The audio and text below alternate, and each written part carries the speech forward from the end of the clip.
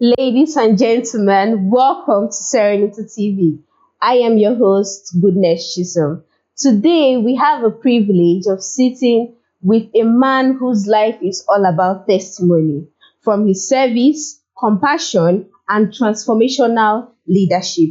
In a world where people are self-centered and self-centeredness often overshadows empathy, in a world where people only focus on themselves with selfish interests, there are still individuals who stand out, who choose to a different path of kindness, integrity, and love for others. Now, today, we explore the past with Rotarian Kelechi Alozie Anyanwu, the distinguished governor of Rotary International District 9142, covering 7 states and thousands of dedicated Rotarians. Our topic is doing good in a self-centered world, why it still matters. This conversation is depth, is intriguing, and is it's very vast. So we'll be talking about that, and we will try to understand what it means to be, to be very accommodating with people in today's world. So stay tuned and join with us.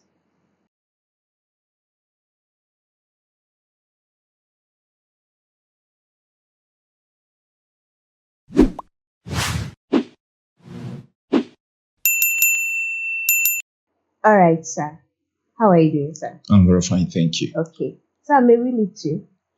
Yeah, thank you so much for having me in your studio. You're welcome, sir. My name is Rotarian Kelechi Alozie, the District Governor, Rotary International District 9142.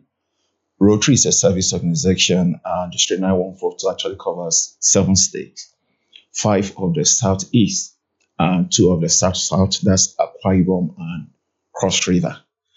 Outside Rotary also, I run the Catering Institute, one of the biggest in the east of Nigeria, Ibet Institute of Catering, where we quality train young people.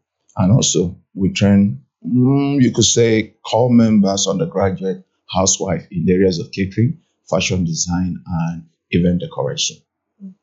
Wow, that's wonderful. I've heard of events, it has been running for years Yes, it now. has. And usually graduates, even when they're having their graduation, is always big and massive. So, sir, what does service to humanity mean to you Um, I, personally? when you talk about service to humanity, it's putting smiles on people's faces.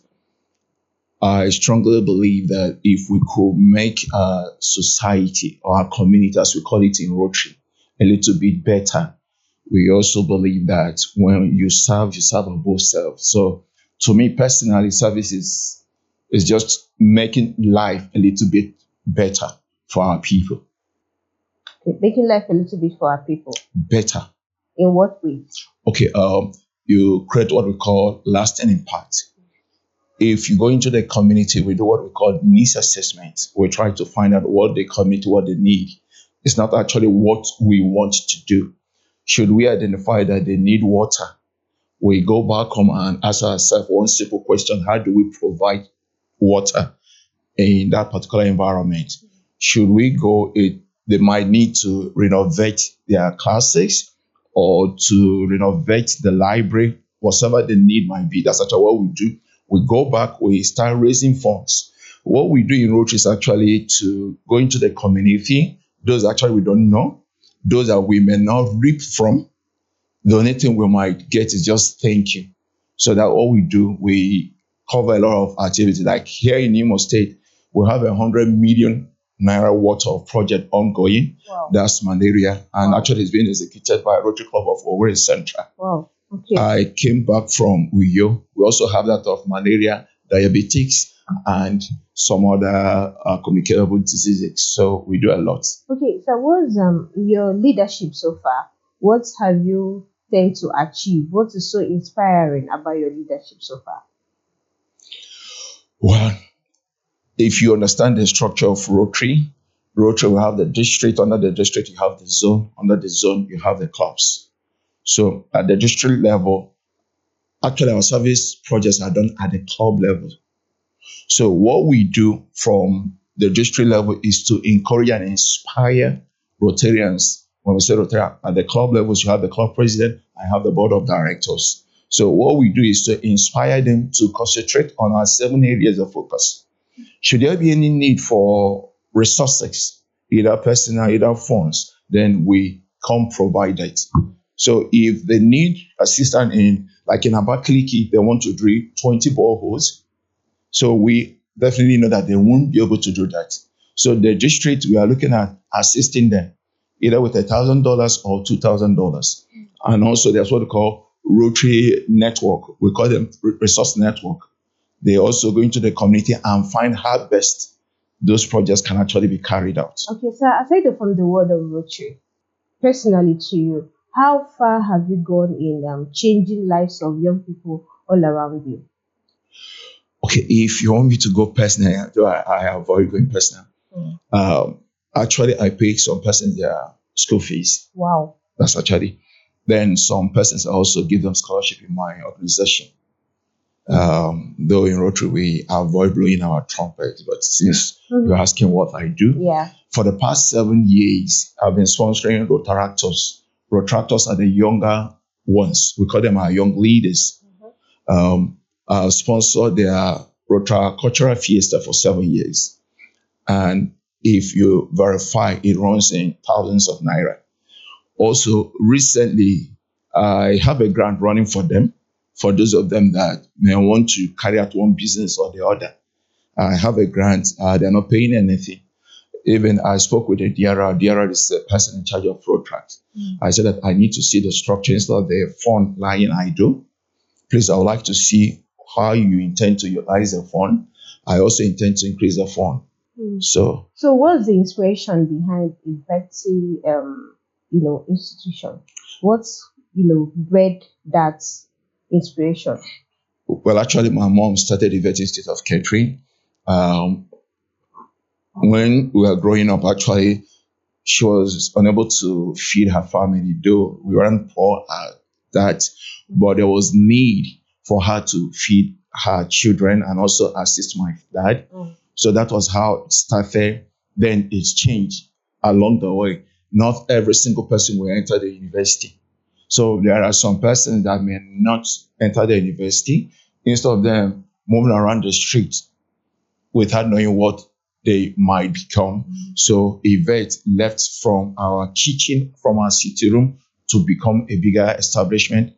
I took over 20 to 25 years ago. Wow. When my dad called me and he said that I should resign my appointment in Port Harcourt and come down to take over. What were you doing then, sir? Actually, I was an accountant. I was in the audit department. I studied accounting. So wasn't it a big deal for you leaving that position, to go into this? Now that's where passion comes in. When I was growing up, I was actually helping my mom bake cake. I was helping her do decoration. I was literally helping her. Actually, I was a retractor. So to me, it was the same way people say you're the district governor. To me, I'm still Casey. Just be who you are. Title should not define who you are. You should define the title. So it wasn't an issue for me to leave my work at Port Harcourt to come. And sincerely, I was happy that I took that decision. Now, you have explained how passion has been a part of what really led you into giving back to the society. Now, but so far, there are still people who don't, really, let me say, they cannot do that. You understand? There are people who cannot do that. So what do you have to say about this kind of people? Now, let me also say this. Most persons might think that the reason why we decided to run a catering school because we are not intelligent. I graduated from Imo State University from the Department of Accounting. I was one of the best. I came out with 4 points. So I was a 4-pointer. I was a cost rep. So there is something about passion, like the scripture said, tell me a man who is diligent in what he or she is doing. Yeah. He will stand before kings and not before mean men. So I tell anyone that cares to listen that when you have passion, it's just like a seed. Except the seed falls to the ground, it abides alone. So if you have passion, it's a seed you plant, there's seed time and there's harvest time. So if you give it a little time, what's killing our society is, let me use the word, money and water. We have the wrong role models. They don't want to grow. They don't want to plant. They don't want to weed. They don't want to cultivate and get the fruit. They just want fast money. And that's a problem with our society. That's why you have kidnapping. That's why you have a lot of things. But if they will sit and move with their passion, I believe they will rake in money. Okay. And also at the same time serve the society. So what are the biggest challenges you faced so far in trying to better the community? There is this belief that people think that for you to serve above self, you must have money. Our job is not money. Why? Why you say that, sir? Money, the same money rules the world. So why do you beg to differ? Okay. There's something we believe in. We believe in partnership. We believe in collaboration. If you bring your 10 naira, bring my 10 naira, it's now 20 naira. Another person brings 10, 10, 10. If we are 10, it's 100 naira. But if you're waiting for when you as an individual will get that 100 naira, definitely we won't carry out any project. We won't do good in the society. So to me, money is not the issue. Money is for you to identify persons of like passion and work with them. They said that David was a giant killer. Read your scriptures very well. You say that David was a giant killer because he surrounded himself with giant killers as well. So iron sharpened iron. So what I tell people that it's not the money. One of our trustees, John Walker, said that giving is not the exclusive right of the rich. It's of the living and it's giving. So as long as you are alive, you have breath. Actually, it's not money. It's all about, you can give your time. You can give your talent. It's not all about the treasure. Giving. So as long as you are alive, you have breath. Actually, it's not money. It's all about, you can give your time. You can give your talent. It's not all about the treasure. In a place of leadership, there is always people who tend to tackle your leadership. We have them in every place of leadership. Definitely. Yeah, both people around you, people by your side, even people beneath you. Now, how do you balance all this? Do you listen to criticism, or you just pick the ones you want and leave the rest out for them? There's something I learned from one of my mentors. He said, pick your fight. And also know the reason why you are in that particular position. You must differentiate distraction from what is not distraction. Yes, people, they have the right to talk. They have the right to criticize your leadership. But it's also for you to decide which one is feedback and which one that is pulling you down. So if you get feedback, the same mentor said that when people complain, they want you to do better. He made reference to a bank. If a bank is not servicing you very well, you have every right to shut down your account and move over to the next bank. But should you complain, you want them to give you better service. So it's still the something in leadership. When your people complain, take their complaint as feedback. Then the ones that are distractions, just ignore them. With time, they will just face that. If you must throw stone at every dog that parks at you, definitely you won't get to your destination. Is that really an easy thing, ignoring them? Yes, I do that a lot. Wow. Yes, I do that. Okay, why should I expand my energy on something that I don't have any There are control? people who are so focused on it, and they even kick some people out for it. If one thing I love about our presidents, you see, Buhari, whatever you will still say, he will still do what That's Tinubu, actually. he will still go ahead and do what he wants to do. So whatever you, and let me also say this for the records, for you to shut people up, get results. That's what they call having the end in mind. If the end in mind is actually to do 20 boreholes, people talk and talk, make sure that actually you get that 20 boreholes done, and the right procedure and the right process is very key. And in Rotary, Rotary is an organized thing that you don't touch money. So no one will say that actually, something that spoils someone's reputation is money. So as long as you're not touching money and we have the leader procedures you're following, for crying out loud. Did you ever imagine yourself being a district governor when you are growing up? Definitely no. No, the only thing, like even district governor is taking or eroding my personality. I love to play. I love my quiet So life. you don't. There's no way for you to separate a personality from being a discreet. But you think they are encroaching? Yes, I am more of a free person. You may not know, I've declined this interview several. I said, come, Wow. that I am not the TV person. Okay. So we prefer to work from behind. But actually, if you must change things, you must be at the corridor of power. Yeah. So the district governorship actually gave me room also to bring out what I have inside. And though they may conflict based on the fact that I love to be alone, and this time around you're in front of everyone. But so far, so good. You know, when they call you district governor, you smile and say, yeah. So, All right, sir. Let's quickly go on a short break, guys. We'll be back shortly. Stay tuned.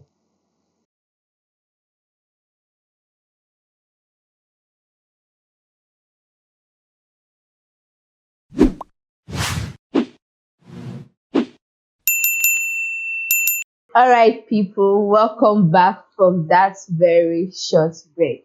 Sir, before we went on the break, you said something. You are not a, you don't want people to be, you don't want to be seen. You like doing your things behind and the rest of it.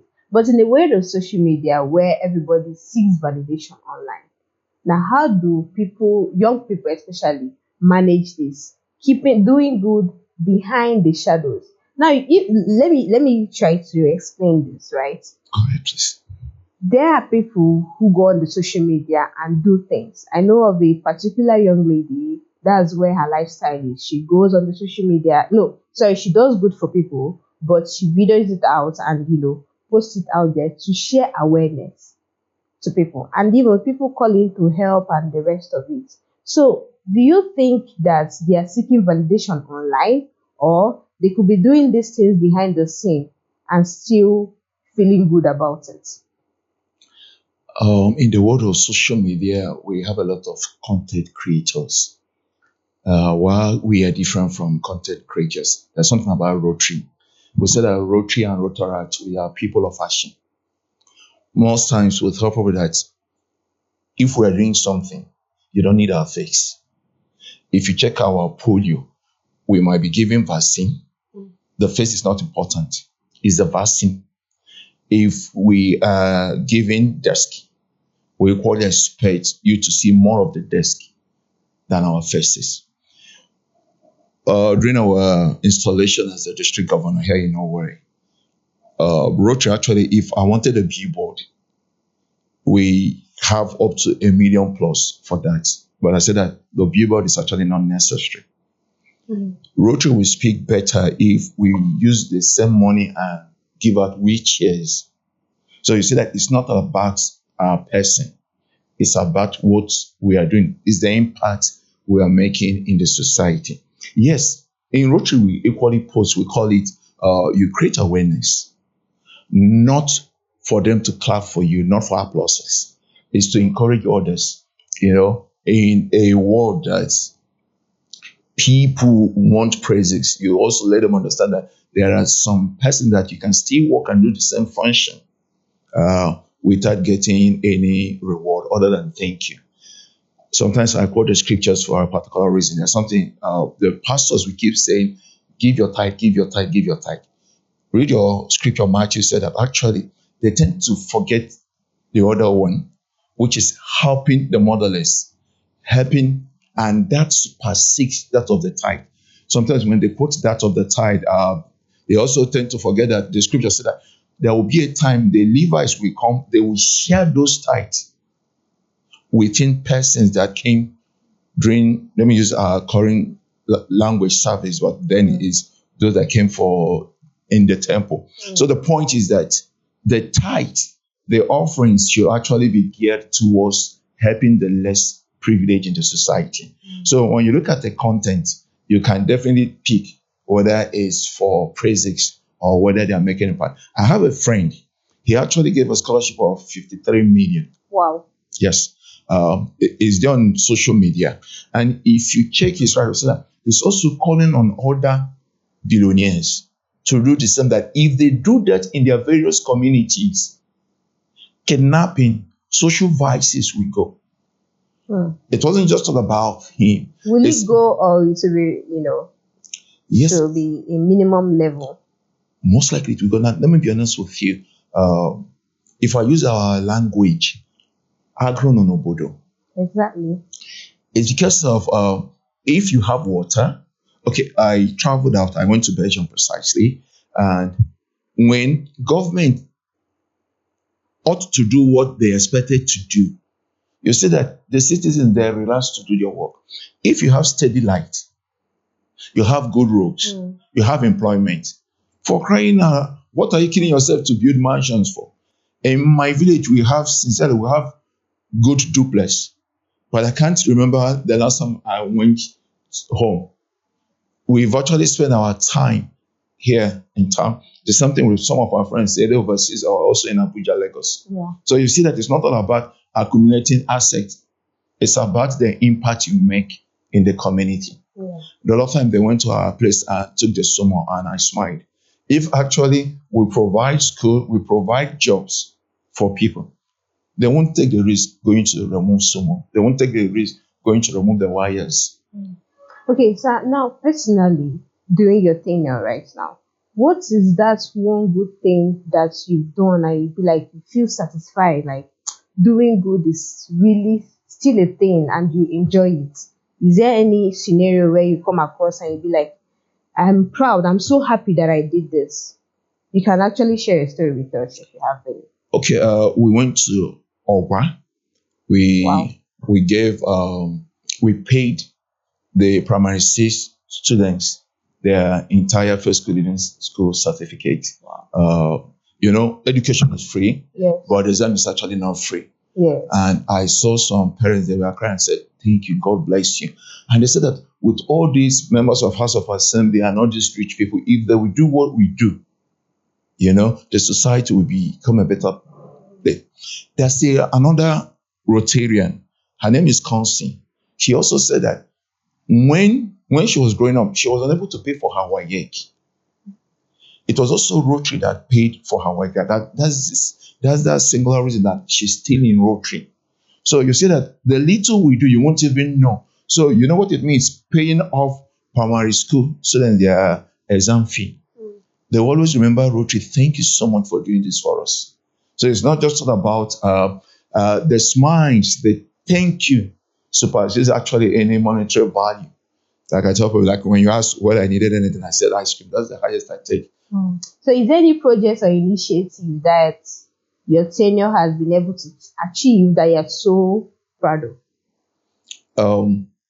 If like remember I talked about that project at the club level. Yeah, yeah. So if I can mention a lot of projects at the club level we've carried out.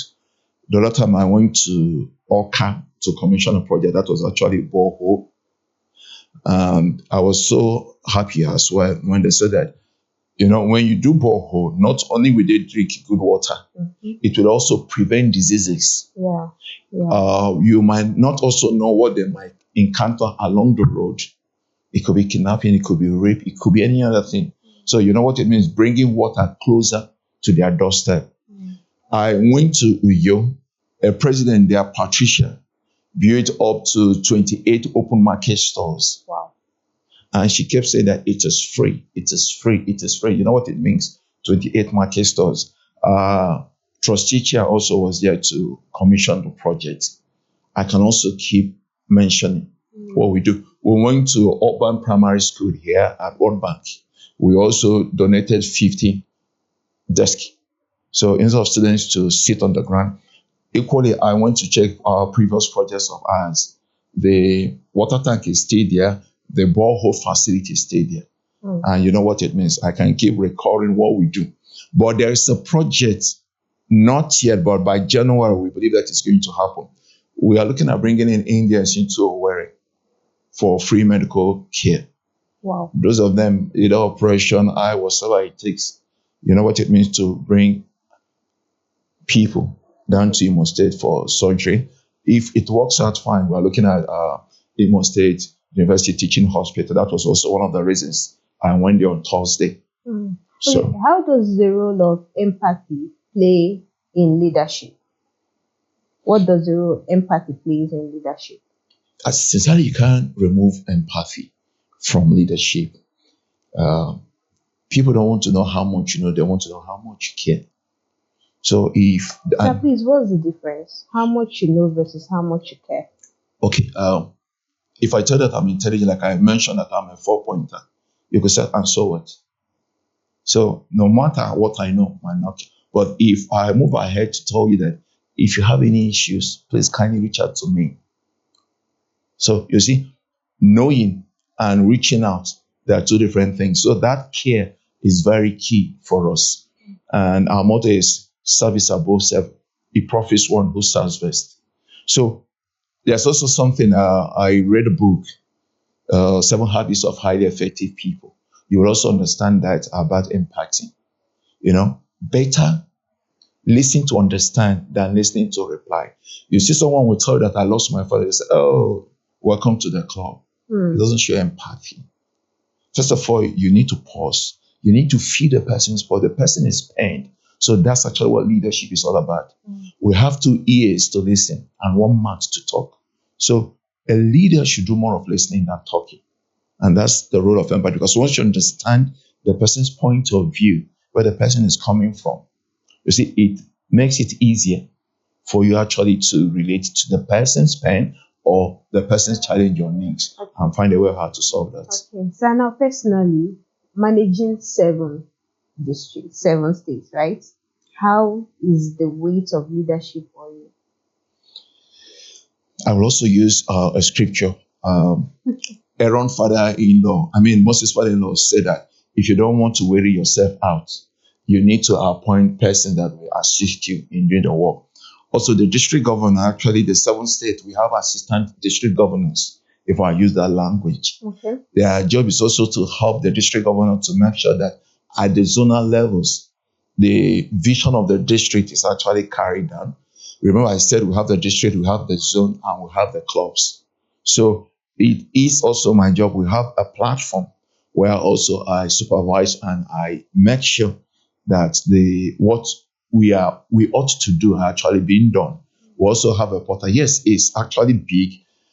Sometimes you may expect some persons to know, but actually they don't. And you keep pushing. And I tell people, since I hate push and start vehicles. Like motor mixture is good to probably anime gutter, come walk, but that's actually what you're called to do. You need to keep pushing, you need to keep pushing until they start running without your direct supervision. Yes, it's big, but gradually, they are getting to understand the vision. Okay, Yes. Wonderful. So have you faced any obstacles in this journey? Have you faced anyone? Yes, definitely we face obstacles. And also, how do you deal with people with this mentality of I have to receive, I have to receive? Especially when you help people in the community, they still come back for more, right? You have experienced that. Yes. So how do you manage this kind of scenarios too? Okay, remember I talked about needs assessment. Yes. Some persons, in Rotary, actually, the month of October was actually community economic development. There was something I told the presidents. I said, please do not give persons money.